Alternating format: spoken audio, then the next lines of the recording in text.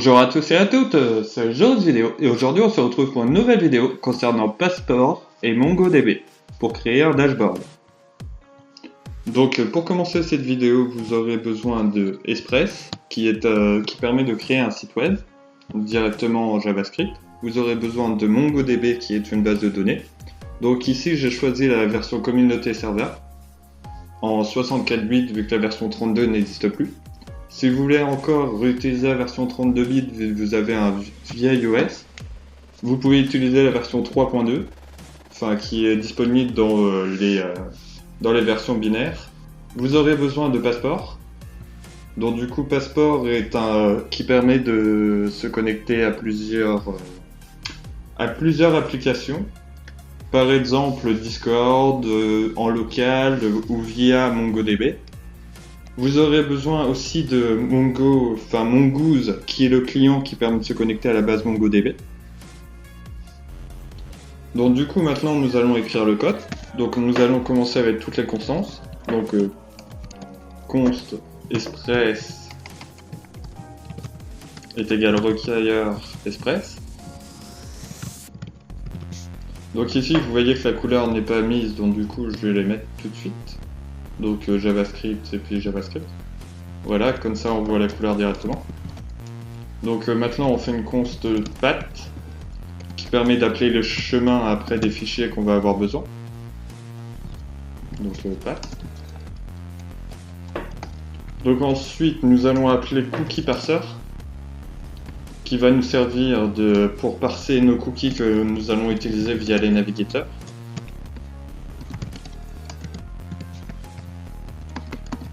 Donc cookie parser. Ensuite, nous allons utiliser body parser qui permet de faire à peu près pareil aussi. Juste pour sécuriser au niveau pour éviter les failles XSS qui sont des failles assez connues pour l'injection de données et autres. Donc nous allons aussi utiliser XPPHBS, je le raccourcis en fait. Donc c'est Express Handle Bar, qui va être le framework qu'on va utiliser pour créer les pages, parce qu'on aurait pu utiliser Pug ou autre, par exemple Pug, Jade et plein d'autres. Donc du coup ici nous utilisons Express Handle Bar.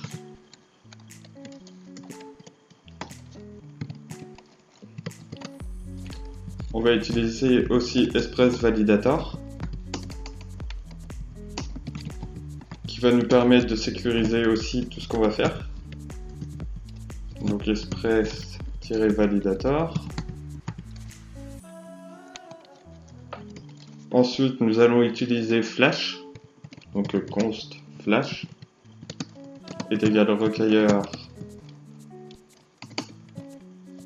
de connect Flash.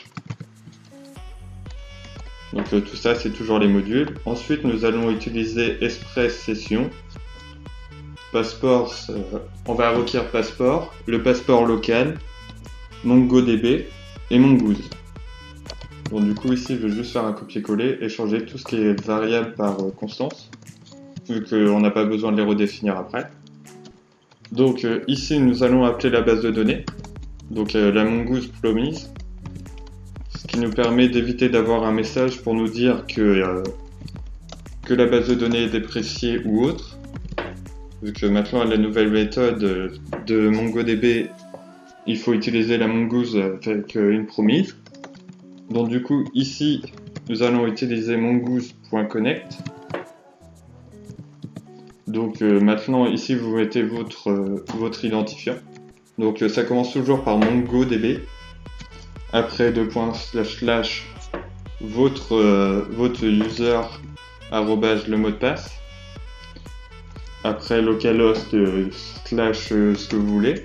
Si vous n'avez pas de mot de passe, vous avez juste à faire localhost ce que vous voulez. Ici moi je vais mettre dp login. Non, on va mettre plutôt tuto. Donc maintenant, une fois que ceci est fait, vous allez faire autre chose aussi. Ce que sinon vous allez avoir aussi un problème au niveau des messages dépréciés. Donc ici vous utilisez useMongo client, vous le mettez en true, enfin donc vrai. Comme ça va vous permettre de ne pas avoir de message pour vous dire que c'est déprécié. Donc maintenant nous allons utiliser aussi la DB du coup, donc la base de données. Donc mongoose.connexion.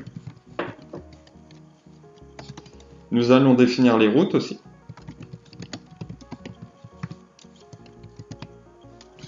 Donc la route utilisateur et la route globale que nous aurons. Donc la route d'accueil. Donc ici ça va être la route, enfin dans un dossier route où on va appeler index.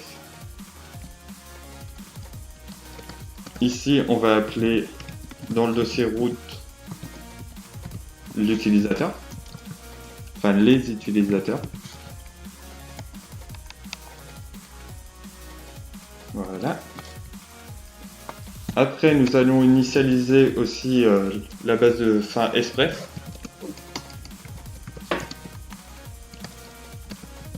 Ce qui va nous permettre d'initialiser le site web. Enfin, c'est comme si vous faites du PHP, mais vous initialisez votre site web avec les ports que vous voulez ouvrir et tout ce que vous voulez faire. Donc ici, nous allons choisir la vue que nous voulons. Donc AppSetView. Le dossier que je disais tout à l'heure, donc le path joint. L'endroit par défaut, donc le dirname, donc le chemin exactement où nous sommes actuellement, et la vue. Après, vous pensez à refermer comme toujours. Donc maintenant, on définit le moteur de l'extension que nous voulons utiliser. Ici, ça sera l'handlebar, ce que nous avons défini plus haut. Donc handlebar, enfin Express handlebar. D'ailleurs, j'ai fait une faute à handlebar pendant que j'y pense. Voilà, c'est pas un L mais un... Enfin, ce n'est pas un M mais un L. Donc ici, vous faites pareil. Hop, handlebar. Ensuite, vous mettez le type de ce que vous avez choisi tout à l'heure. Donc EXP HBS. Ensuite, vous ouvrez. Vous choisissez la vue par défaut que vous aurez. Enfin, le default layout que vous aurez sur toutes les pages. Sauf si vous en définissez plusieurs. Ce qui permet d'avoir une vue plutôt simple sans vouloir s'enquiquiner vraiment. Voilà, et maintenant on redéfinit la vue. Donc les deux lignes que nous avons fait ici. Donc avec l'engine, donc le moteur, l'handlebar, et vous refermez. Ensuite, nous allons créer le middleware. Donc app use body parser .json. Donc du coup, comme ça, on aura toutes les données revenues en JSON.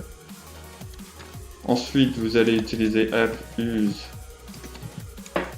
body parser.url encode. Comme ça, nous allons utiliser, nous n'aurons pas besoin d'avoir, par exemple, une URL comme ça. Mon site.com, par exemple, /index, et là, ça serait handlebar. Et là, on aura juste, en fait, sans ça, en fait. Ça ferait comme ça, la vue serait beaucoup plus propre. Donc voilà, l'URL encode avec un nested false, le cookie parser, ce qui va nous permettre de modifier les cookies et autres. On va créer un dossier aussi en statique, qui va nous permettre de requérir tout le JS et le CSS, que j'ai déjà créé en avance, comme ça je vais pas avoir besoin de le refaire. Donc dire name,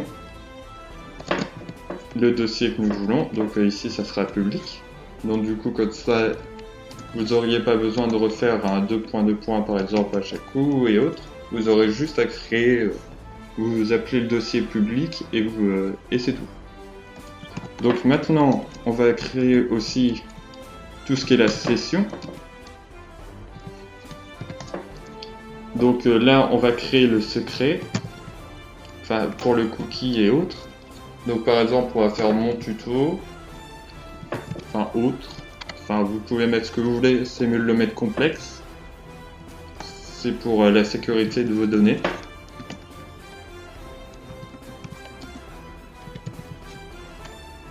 Donc ici, on va mettre aussi, on va donner, enfin on va enregistrer les données pour le cookie. Donc du coup, comme ça, vous sécurisez aussi. Parce que par exemple, si vous êtes en navigation privée ou autre, ça sera sécurisé quand même. Ou si vous êtes en normal. Donc maintenant, une fois que vous avez re-enregistré aussi, ça sera bon. Donc maintenant, on va initialiser passeport. Donc app use passeport.initialize. Voilà, comme ça vous les avez initialisés. Ensuite, vous allez initialiser les sessions. Donc passeport.session. Voilà, comme ça vous avez aussi initialisé les sessions. Maintenant, nous allons initialiser toute la vue d'Express. Donc du coup, on va faire comme ça, on va gagner un peu de temps. Avec Express Validator, on va valider tous les noms et autres. Donc là, on va valider le name, enfin pour tout ce qui est les fonctions. Ensuite, on va utiliser Flash, donc app use Flash. Ce que je disais tout à l'heure, connect Flash. Ensuite, nous allons initialiser les globales, enfin les constantes globales que nous allons avoir dans le site. Donc du coup, app use fonction. Avec le message que nous retournons, s'il y a une erreur, on renvoie le rest local message, donc erreur message. S'il y a une erreur, enfin juste une erreur sur le site, on renvoie l'erreur. Donc voilà. S'il y a un message réussi, on renvoie aussi. Et s'il y a un utilisateur ou non, on renvoie s'il y a l'utilisateur, donc du coup le nom de la personne. Et s'il n'y en a pas, on renvoie nul. Ceci est aussi une sécurité pour le reste. Donc maintenant, on va utiliser les chemins. Donc ce que nous avons créé plus haut. Donc du coup au niveau des routes, ici. Donc la route utilisateur qui est là et la route pour tout le monde en arrivant. Donc du coup, vous faites ça. Donc app use // pour la route par défaut. Voilà, comme ça vous définissez votre route. Ensuite, au niveau de la route, vous mettez user. Parce que ça va être la route utilisateur où on va redirectionner. Ici, vous mettez le port. Ça va être le port où on va se connecter, donc par exemple localhost 2.3000, dans ce qu'on va utiliser ici. Ici, vous pouvez utiliser une variable d'environnement. Enfin, moi, je ne vais pas l'utiliser. Personnellement, je vais utiliser celle qui va être par défaut. Donc la 3000. Voilà, comme ça. Donc en gros, soit vous utilisez une variable par défaut qui est la 3000, soit vous utilisez une variable que vous créez vous-même en console. Comme ça, vous pouvez changer le port à votre guise. Donc maintenant, on écoute sur le port. Donc apt-get port. Enfin app-get et non apt-get vu qu'on n'est pas sur Linux. Ensuite la fonction, ce qui va nous permettre de créer exactement, enfin d'afficher sur quel port on est ouvert. Là il va nous dire que le serveur a démarré sur le port, là ça sera le 3000, voilà. Donc ici nous allons créer dans la partie 1 ce qui sera mieux. Donc du coup, ici vous allez créer un fichier index.js. Là, le dossier public que je vous disais tout à l'heure, où j'avais déjà défini, ça sera bien sûr disponible dans le code, qui sera sur le GitHub comme toujours. Voilà, l'index. Maintenant, on va créer un nouveau fichier. Donc on va commencer par celui que vous voulez. Par exemple, nous allons faire les routes. Donc du coup nous allons commencer par l'index. Donc là on va créer un nouveau dossier. Tiens. Voilà, nouveau dossier. Les routes.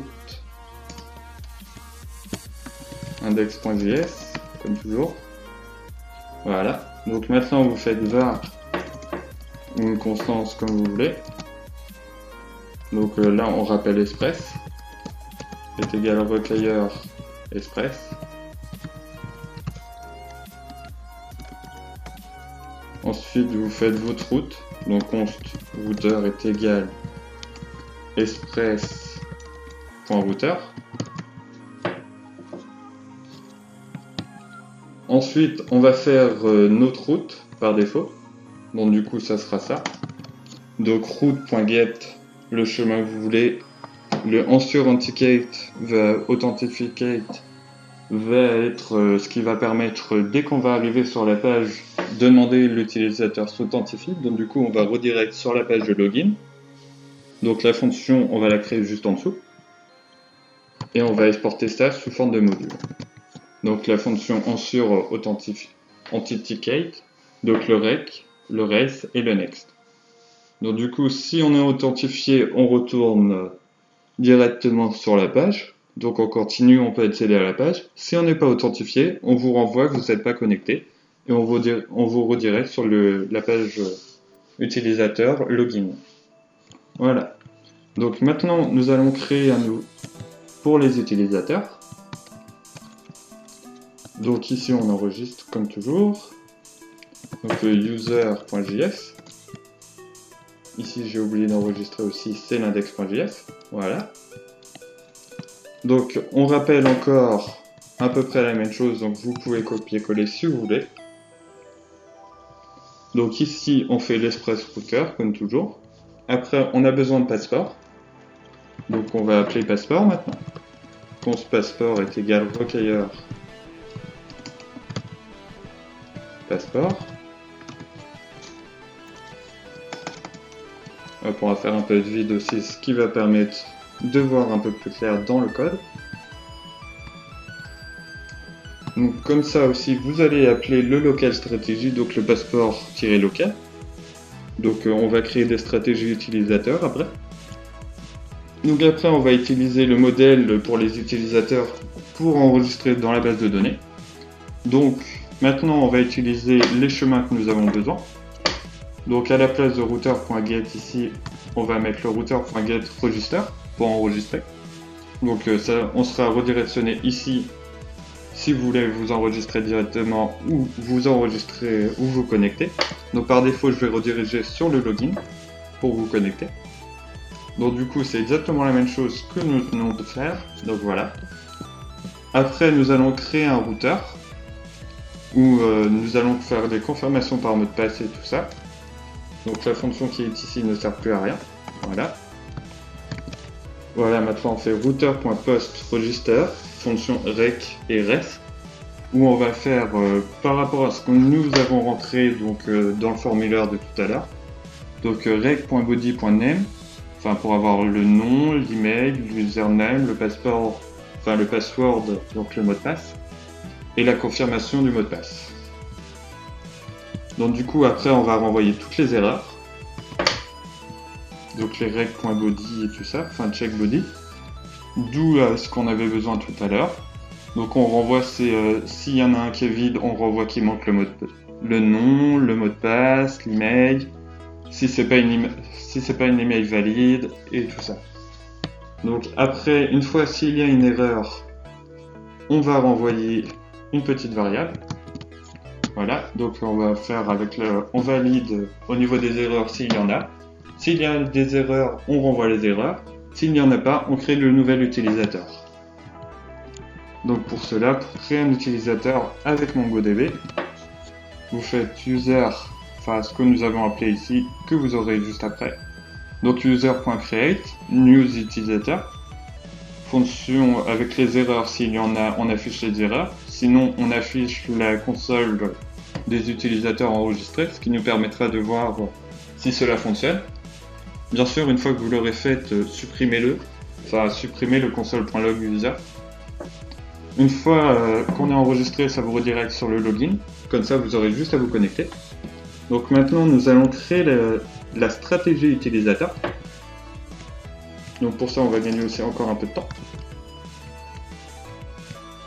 Parce que si je dois tout écrire, vous allez pleurer après avec le temps. Donc passeport.u, enfin on va utiliser au niveau de la route la nouvelle stratégie. Donc du coup, l'échantillon du username et du passeport. Donc ici, on va récupérer l'utilisateur. Donc si l'utilisateur n'existe pas quand on essaie de se connecter, il va renvoyer que l'utilisateur est inconnu. Si l'utilisateur existe et que c'est un mauvais mot de passe, il va renvoyer que le password n'est pas bon. Donc après, nous allons faire avec un peu de JSON, enfin le serialize user et le deserialize. Voilà. Ce qui va nous renvoyer tout ce que l'utilisateur a, par exemple son ID, son mot de passe, son email. Bien sûr, on utilise Bcrypt au niveau du mot de passe, comme ça, le mot de passe est encrypté. Comme ça, vous ne pourrez pas voir ce qu'on met exactement comme mot de passe. Donc après, une fois connecté, on va redirectionner, enfin on va créer une route login. Avec le passeport, on s'authentifie en local. Si ça réussit, on est redirigé à l'accueil. Si ça ne réussit pas, on est redirigé à la même page où on était. Ensuite, pour se déconnecter, on se déconnecte et après on se renvoie au niveau du user login pour se reconnecter si on veut se reconnecter. Donc au niveau des routes, c'est fait. Maintenant, nous allons créer des modèles.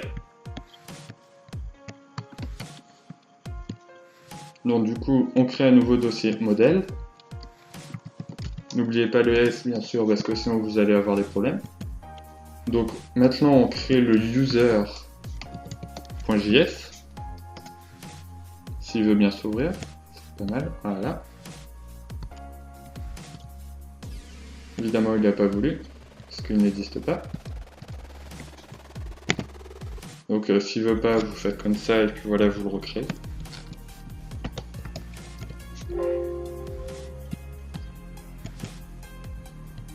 Donc maintenant, une fois ceci fait, on va créer ce que je disais, les modèles. Donc le const mongoose, où on retire mongoose comme toujours.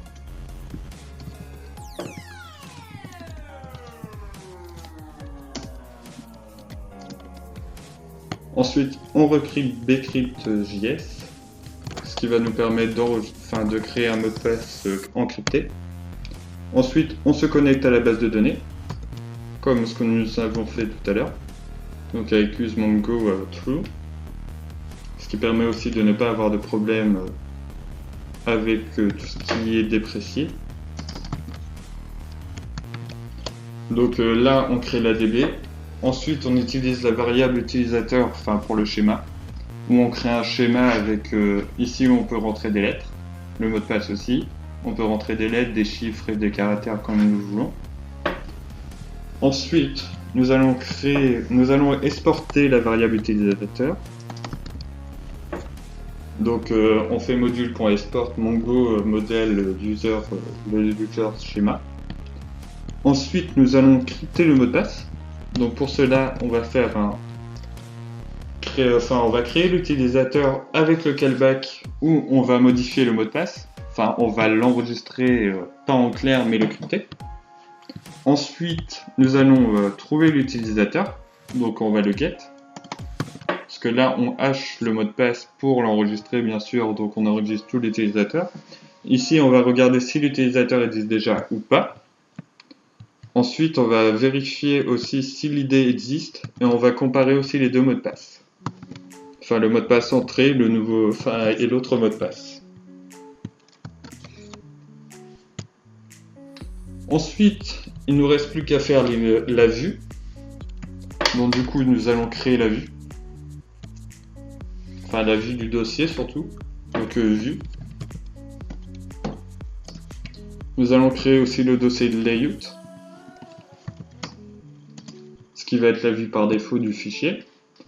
Et on va créer un dossier aussi qui s'appelle, enfin un fichier qui s'appelle layout_bar, enfin on_bar. Ensuite, nous allons créer un fichier HTML comme toujours, enfin c'est le fichier HTML. Donc on va faire un peu de HTML aussi pour changer. Donc là, moi je vais gagner un peu de temps aussi, je vais faire hop. Enfin, il me suffit juste d'écrire HTML et voilà. Donc du coup ici on va mettre tuto, par exemple JS. Voilà, après on va requérir le bootstrap que nous avons besoin. Parce que ici on va créer des fichiers mais très rapidement. Parce que c'est pas l'origine du tuto vraiment ce que nous voulons faire. Donc on va mettre un peu de responsive aussi, comme ça sera plus rapide. Enfin comme ça, si vous voulez l'utiliser pour téléphone, vous pourrez.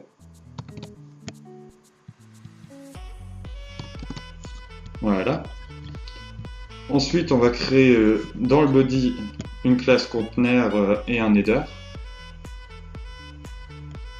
Donc une fois qu'on a créé tout ça, moi je vais cliquer un peu et faire un copier-coller. Donc du coup ici nous allons faire du coup le texte.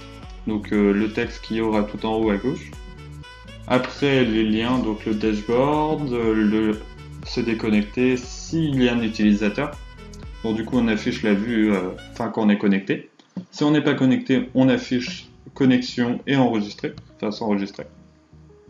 Ensuite on affiche les modes,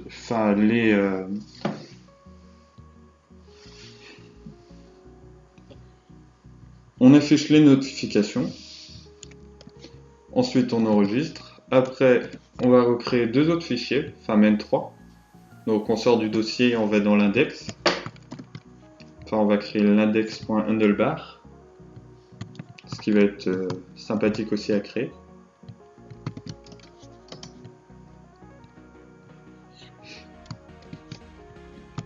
Donc là on va l'enregistrer. Hop. Pas dans cette vue là mais dans cette vue ici. Ça sera mieux. Donc là ça va être tout bête. On va mettre un titre. Parce que dans cette vidéo on va rien faire d'autre pour l'instant que juste ça. Donc du coup on va mettre le dashboard et puis welcome, donc bienvenue. Donc ensuite nous allons créer un autre fichier. Donc le fichier de connexion, donc le login. Donc là si vous avez un peu la flemme, vous cliquez sur le fichier et puis vous remplacez l'index par login. Sans supprimer le fichier bien sûr. Voilà. Après vous enregistrez. Ensuite on va créer le fichier register.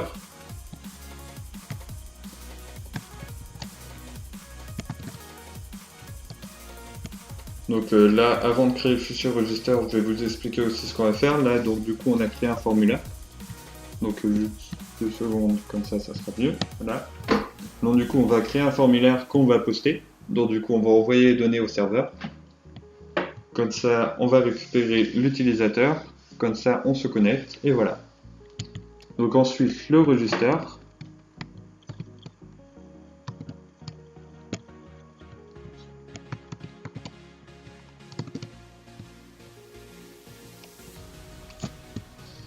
Où on va créer, s'il y a des erreurs, on va renvoyer le message, enfin des notifications. Après le name, l'utilisateur, le mot de passe et tout ça pour s'enregistrer. Donc voilà, on enregistre. Maintenant, on va passer sur le CMDR. Donc ici, vous avez besoin de... Une fois que vous aurez installé MongoDB, il faudra le lancer. Donc du coup, par défaut, moi j'utilise la version 3.2. Même si ce n'est pas la dernière. Je pourrais l'utiliser, mais voilà, je ne l'ai pas téléchargé. Donc ici, vous allez dans ces programmes files MongoDB Server, la 3. Enfin, votre version de serveur, dans le bin, et vous utilisez mongod.exe. Parce que si vous faites Mongo, vous allez avoir juste l'utilisateur en fait. Vous pourrez vous prenez dans votre base de données. Donc ici, vous voyez qu'il est en attente et qu'il est ouvert sur le port 27017. Donc maintenant, on va créer aussi un package.json, comme toujours. Donc avec le npm init. Donc là, on va l'appeler tuto.js. Voilà, la description, on va mettre site avec Express et passeport. Donc l'entrée, par défaut, c'est index.js. La commande, on n'en a pas besoin. Le git, il n'y en a pas besoin. Les mots-clés, il n'y en a pas besoin. Ici, je vais mettre mon pseudo. Donc soit Silvercrow, soit Joris Vidéo. Soit l'un, soit l'autre. En licence Myth, comme ça, tout le monde peut l'utiliser. Voilà. Donc du coup, ici, il me dit qu'il y a une mise à jour npm. Je la ferai plus tard, vu que j'en ai pas trop besoin. Donc ici, on va faire npm-s express. Le "-s" permet d'enregistrer et le "i" permet d'installer.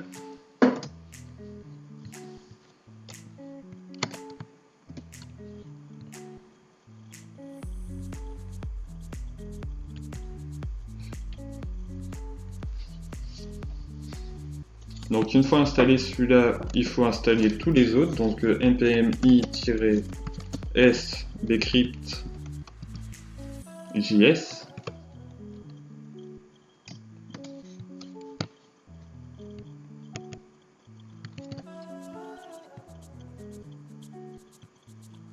Donc maintenant, on va installer Connect Flash et Body Parser. Donc du coup, on va d'abord faire Body Parser.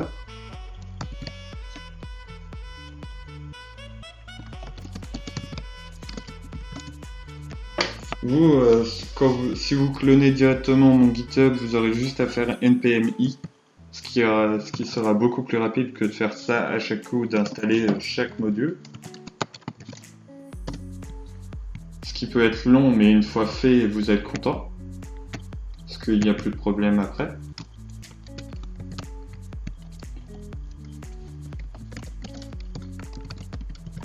Enfin, le S importe peu du moment qu'il est juste après le i.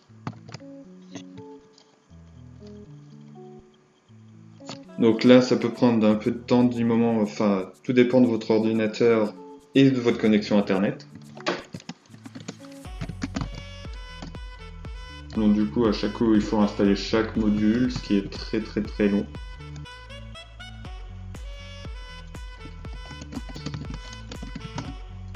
Donc là, on installe Express Session, Express Validator, MongoDB, Mongoose, Passport, Passport HTTP, Passport local et Popper.js.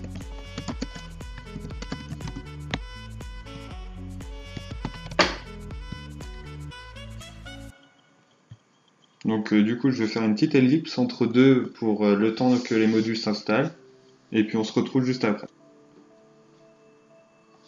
Donc nous revoilà après cette courte ellipse. Donc du coup ici j'ai voulu lancer node index.js pour voir si ça fonctionnait.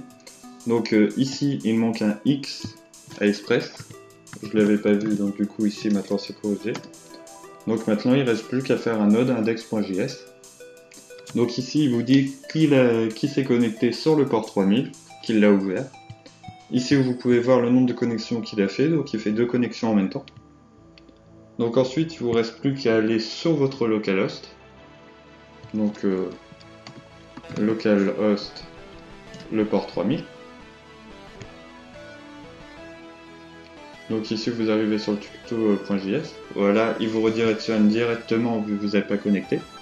Donc ici, on va créer un petit dossier, enfin un petit utilisateur. Donc par exemple, on va l'appeler test.me parce que j'ai déjà créé un utilisateur test pour tester avant. Par exemple ça, test. Voilà. Une fois enregistré, il suffit juste d'enregistrer. Voilà, votre compte a bien été enregistré. Donc après, vous retournez sur CMDR pour voir qu'est-ce qui s'est passé. Voilà, il voit ce que j'ai utilisé comme nom d'utilisateur, donc name, l'utilisateur, l'username, mon mot de passe qui est juste ici. Donc ici vous voyez bien qu'il a été encrypté et mon identité qui est comme ça. Donc ensuite il suffit juste de faire test.me et test. Et vous voyez que vous êtes connecté via Node.js avec Passport sur un site web. Donc par exemple, j'ai eu plusieurs demandes aussi d'utilisateurs qui veulent qui veulent absolument un dashboard. Donc du coup, dans la prochaine vidéo, j'aborderai avec passport.js, et Discord, avec Passport Discord, qui me permettra aussi de vous connecter sur l'espace membre comme vous avez avec Emilia actuellement. Comme ça, vous avez juste à créer sur le dashboard. Ici, vous voyez bien que vous êtes redirectionné directement sur l'accueil. Et si vous vous déconnectez, vous verrez que vous êtes redirectionné au login. Et voilà, c'est ainsi que cette vidéo s'achève. Pensez à vous abonner.